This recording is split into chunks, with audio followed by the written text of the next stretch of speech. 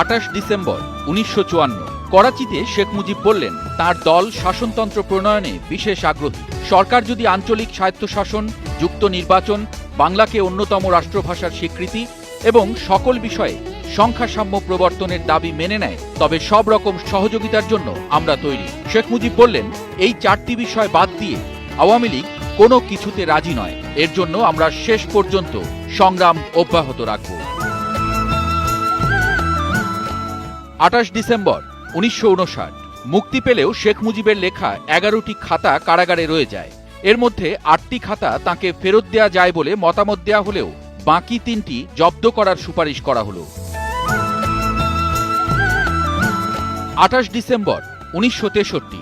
দল পুনরুজ্জীবন প্রশ্নে সম্প্রতি 10 জন সদস্য শেখ মুজিবের কাছে স্মারকলিপি প্রদান করলেন। এ বিষয়ে শেখ মুজিব বললেন, দলের ওয়ার্কিং কমিটির আগামী সভায় এই স্মারকলিপি উপস্থাপন করা হবে। আগামী মাসের কোনো এক সময় এই সভা অনুষ্ঠিত হবার কথা রয়েছে। 28 ডিসেম্বর 1974। 3 দিনের রাষ্ট্রীয় সফরে ঢাকা এলেন ভুটানের রাজা জিগমে সিংয়ে ওয়াংচুক। বিমানবন্দরে তাঁকে স্বাগত জানালেন রাষ্ট্রপতি মুহাম্মদুল্লাহ এবং প্রধানমন্ত্রী বঙ্গবন্ধু শেখ মুজিবুর রহমান। এরপর বঙ্গভবনে রাষ্ট্রীয় এ অতিথির সঙ্গে দেখা করলেন বঙ্গবন্ধু। পারস্পরিক স্বার্থ সংশ্লিষ্ট নানা বিষয় নিয়ে তাঁরা আলোচনা করলেন।